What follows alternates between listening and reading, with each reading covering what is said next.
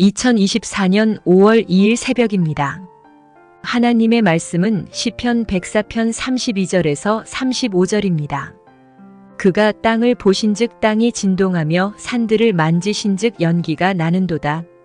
내가 평생토록 여호와께 노래하며 내가 살아있는 동안 내 하나님을 찬양하리로다. 나의 기도를 기쁘게 여기시기를 바라나니 나는 여호와로 말미암아 즐거워하리로다. 죄인들을 땅에서 소멸하시며 악인들을 다시 잊지 못하게 하시리로다. 내 영혼아 여호와를 송축하라. 할렐루야. 하나님 말씀을 증거하겠습니다. 1990년부터 2000년 사이에 한국의 실리콘밸리라고 볼 수 있는 강남에 테헤란로가 있었죠. 이곳에서 인터넷이나 핸드폰, 전자기기 등을 전문적으로 취급하는 회사들이 엄청 모였습니다. 당시만 해도 이런 사업을 하는 사장이 600명이 넘었다고 하죠. 근데 10년 후에 보니까 생존해 있는 회사는 또 사장은 단지 5명에 불과했다고 합니다. 근데 그때를 예언했던 분이 계셨죠. 양규영 씨라고 하는 사람이었는데 그분은 사이버 경찰청을 만드신 분이십니다. 다 거품이라는 거예요. 미국이 한번 에헴하면 순식간에 다 날아갈 수 있다라고 몇 번이나 경고를 했죠. 근데 너도 나도 무시하고 투자하다가 전부 다 깡통을 찬 것입니다. 미국이 거품이 꺼지니까 도미노 현상처럼 우리나라는 바로 다 사라져 버렸다라고 하는 것입니다. 오늘 본문 그 32절을 한번 보십시오. 하나님이 이렇게 산들을 만지시는데 만지시기만 해도 바로 연기가 난다 이렇게 나옵니다. 그러니까 원래 연기는 한참을 이렇게 비벼야지만 나는 것이 이게 정상 아닙니까? 근데 스치기만 해도 난다라고 하는 것은 주님의 능력과 파워가 그만큼 대단하다라고 하는 것이죠. 그냥 스치기만 해도 중상이다라고 하는 것입니다. 그래서 우리가 인생을 살 때 지혜로운 것은 이런 하나님을 무시하지 말고 늘 염두에 두고 살라고 하는 것입니다.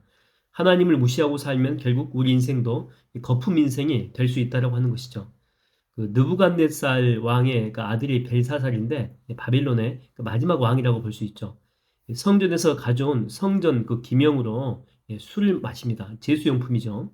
원래 느부갓네살은 처음은 아니었지만 나중에 이제 벌을 받고 난 다음에 그래도 하나님을 이렇게 인정했던 그런 왕이었죠. 근데 그 다음 왕은 그렇지 않습니다. 벨사살은 하나님에 대한 이 두려움, 경외감, 이런 것들이 전혀 없었다라고 하는 것이죠. 그도 그럴 것이 바벨론 성이 워낙 강대합니다. 그 성벽의 두께만 해도 30m라고 합니다. 30m니까 얼마나 이렇게 두껍습니까? 그다음에 높이가 100m래요. 높이가 절대 무너질 수 없다라고 생각했다라고 하는 것이죠. 그래서 계시록에도 나오지 않습니까? 큰 성 바벨론이요 이렇게 관용어구로 등장합니다. 정말로 그렇게 큰 성이었습니다. 근데 페르시아의 고레스에 의해서 한 방에 무너지게 됩니다. 여러분 하나님을 무시하면요 한 방에 갈 수 있습니다. 반면에 하나님을 의지하게 되면 어떤 인생을 삽니까? 불꽃 같은 그런 인생을 살게 된다고 하는 것이죠. 모세에게 나타난 떨기나무에 붙은 그 불을 여러분 기억하십니까? 떨기나무는 모세를 상징하죠. 보잘것없고 모양도 그렇게 위험 있지 않습니다. 정말 볼품 자체가 없죠. 그런데 그 떨기나무에 불이 붙기 시작합니다. 그 불은 상징적으로 하나님의 불을 상징하죠. 성령의 불로도 볼 수 있습니다. 이게 나타내는 것이 무엇입니까? 별것 없어 보여도 하나님의 능력에 불꽃이 임하게 되면 능력 있는 인생, 권세 있는 사역을 감당할 수 있다고 하는 것입니다. 그래서 여러분 이 고린도전서 1장 26절에서 29절에 사도 바울은 뭐라고 쓰고 있습니까? 형제들아 너희를 부르심을 보라. 육체를 따라 지혜로운 자가 많지 아니하며 능한 자가 많지 아니하며 문벌 좋은 자가 많지 아니하도다. 하나님께서 세상에 미련한 것들을 택하사 지혜 있는 자들을 부끄럽게 하려 하시고 세상에 약한 것들을 택하사 강한 것들을 부끄럽게 하려 하시며 하나님께서 세상에 천한 것들과 멸시받는 것들과 없는 것들을 택하사 있는 것들을 폐하려 하시나니 이는 아무 육체도 하나님 앞에서 자랑하지 못하게 하려 하심이라. 여러분 하나님의 일은요 누가 감당하냐면 하나님만 의지하고 또 하나님만 붙들고 말씀에 사로잡힌 바로 성령의 사람들이 감당할 수 있다고 하는 것입니다. 참 희한한 게 뭐냐면 어떤 이렇게 중대한 문제를 이렇게 앞두고 마음이 이렇게 어려울 때가 많잖아요. 사람과의 관계도 그렇고 또 어떤 거래처 문제가 있을 수도 있고 자식 문제도 마찬가지고 정말 그럴 때 마음이 심란한데 그 심란함의 정도가 결코 작지 않습니다. 근데 그때 주님 앞에 나와서 그 사실을 아뢰고 또 토설하고 눈물로 간구하게 되면 정말 기가 막히게도 어떤 미팅건이 막 술술 잘 풀려나가고 관계도 마찬가지입니다. 하나씩 하나씩 다 정리가 돼요. 우리가 인생을 살면서 모든 관계를 다 잘할 필요가 없거든요. 이 끊을 관계라면 주님께서 정리시켜 주시고 또 하나님이 엮어주신 그런 좋은 관계라면 다시 회복하게 만들어 주십니다. 그리고 이렇게 마음이 상했는데 기도하고 나서 다시 생각해 보니까 아, 이거 별것 아니네. 이런 말이 나와요. 회복이 된다라고 하는 거죠. 여러분, 이게 다 뭡니까? 이게 다 하나님을 의지하는 자가 받는 복 아니겠습니까? 너 예수께 조용히 나가 내 모든 짐 내려놓고 주 예수께 조용히 나가 내 마음을 쏟아놓으라. 늘 은밀히 보시는 주님 큰 은혜를 베푸시리. 할렐루야. 여러분, 우리는요, 우리가 위대해서 위대한 인생을 사는 것이 절대 아닙니다. 바로 하나님이 위대하기 때문에 우리가 그 위대한 인생을 살 수 있다고 하는 거죠. 그래서 우리 중에 아무리 연약한 사람이라고 할지라도 성령의 불이 우리 가운데 임하게 되면 능력 있는 삶을 살 수가 있다고 하는 것입니다. 그래서 다윗은 죄를 범한 후에 다른 것은 다 없어져도 상관이 없는데 정말 눈물로 간구하면서 주의 성령을 내게서 떠나게 하지 말아 달라고 통곡하며 기도하는 그런 모습을 우리가 보게 되죠. 그러니까 자기가 지금까지 이렇게 왕의 자리까지 올 수 있었던 이유가 바로 성령 하나님의 도우심 때문임을 잘 알고 있었기 때문에 그렇습니다. 그러니까 임재가 사라지게 되면 자신의 모든 것이 물거품처럼 사라지는 것은 시간 문제이기 때문에 그렇게 침상을 눈물로 적시면서 기도했던 것입니다. 자기 존재가 크기 때문에 큰 일을 이뤄낸 것이 아니고 성령께서 함께 하셨기 때문에 하나님의 임재가 있었기 때문에 가능했다라고 하는 거죠. 여러분, 우리도 마찬가지입니다. 내가 이렇게 자아가 충만하면 내가 아무리 열심히 살아도 무너지는 삶을 살 수밖에 없어요. 수고와 슬픔과 괴로움과 또 내가 아무리 많은 것들을 이루어냈다라고 해도 내 자신의 이 존재감으로 이루어냈다면요, 우울감만 가득하다라고 하는 것입니다. 또 무너지는 것은 시간 문제일 수 있죠. 바벨탑입니다.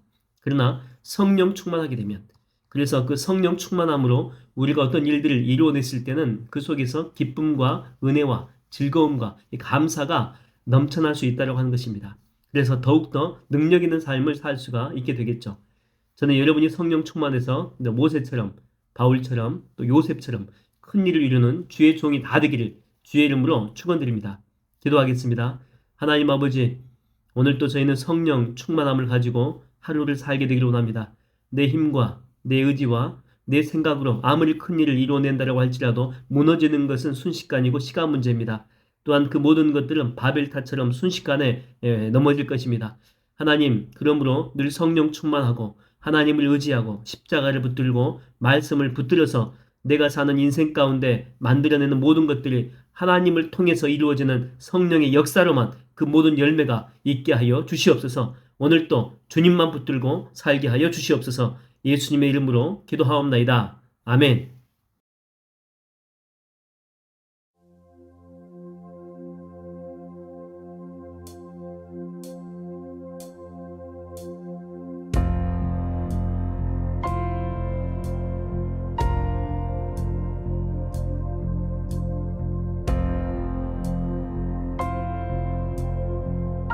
우리 시간 정직한 마음으로 주님 앞에 우리의 마음을 쏟으며 이 노래를 우리의 기도로 삼아 계속해서